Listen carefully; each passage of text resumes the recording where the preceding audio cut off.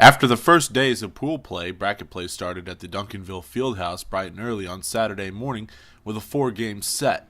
The Arkansas Raiders faced off against the Kingdom Warriors and maintained a small but steady lead throughout the game.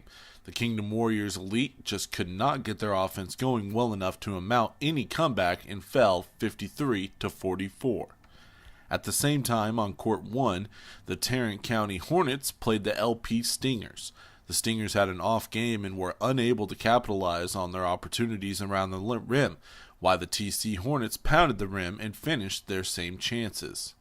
Also playing at 9:10 a.m. was the Louisiana Night Riders Elite versus the Summer Knights in a back-and-forth thriller. Louisiana seemed to pull away, but the Knights came back late and went up 49-48 with 20 seconds left to force a Louisiana timeout. Out of the timeout, the Night Riders Elite attempted a three-pointer that did not fall, but a tip-in at the buzzer allowed Louisiana to win 50-49.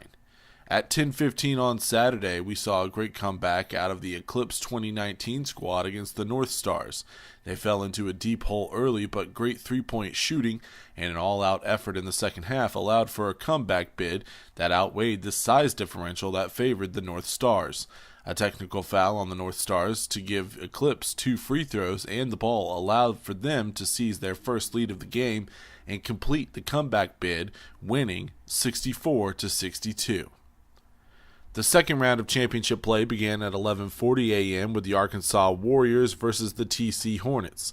The Hornets shot lights out from 3 early on, but went cold late in the game, and the Warriors' method of going inside for layups prevailed in the end. We also saw a very strong Alfred Payton elite team blow out the Arkansas Raiders in a high-powered offensive battle. EP Elite stood out Saturday as one of the tournament's more dominant teams. Another team that began their bracket play at 12:50 was Team Magic Elite against the triple threat Raptors.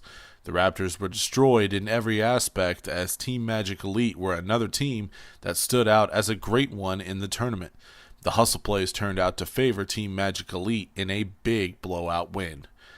After that game concluded, we had a break in action until about 4:30 where we watched the Lubbock Jags and the Texas Elite CRV face off in a showdown that featured both teams attacking the rim to get the majority of their points.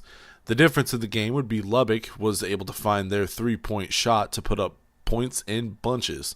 Lubbock wins this one big. One of the most exciting finishes of the day was a game that started off slow and sloppy between Nike Team Texas and PYF Select. Most points early on were coming off free throws, but scoring picked up in the second half with both teams trading blows. Nike Team Texas ends up with a victory after a clutch three-pointer that put them up 60-57 with just 1.6 seconds left. PYF Select heaved up a long ball at the buzzer, but missed. After that exciting action, we saw EP Elite get another big win with ease at 5:40. They proved to be on another level yet again, hitting three-point shots, mid-range jumpers, and plenty of layups in a victory that allowed them to coast to the win.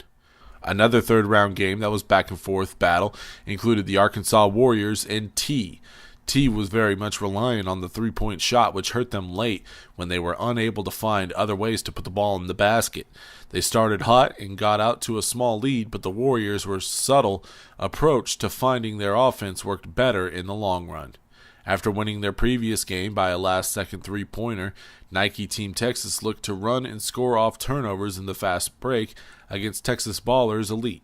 This approach ended up being too much for the Ballers as they could not keep up with Team Texas as they would win and advance to play either the Lubbock Jags or Team Mitch. In that matchup, Team Mitch got out to the early lead and kept it up for most of the game. They were able to squander many comeback rallies by the Jags, and they were able to put them away in the end, winning the game by 9 points.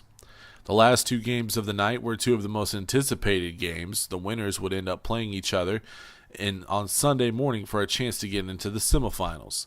The first one was between the D1 Premier Woodson and the Wizards. D1 Premier boasts 3 elite players in guards Tyrese Maxey and Chris Harris and big man Deron Tucker. Maxey would prove to be the most impressive player on Saturday, facilitating the ball well, shooting great high percentages, and making smart basketball plays with the ball. Tucker was relentless on the offensive board and scored off of many second chance opportunities and putbacks. Harris was a dead-eye from three-point range as D1 Premier talent would slaughter the Wizards 82-48. And in the other matchup, Stax Elite would play Team Ja Elite, and the game was back and forth early, but Team Ja would end up winning big 67-47 after forcing many turnovers, which led to easy points in transition. This has been Michael Knight reporting from Dallas, Texas for PrimeTime Sports.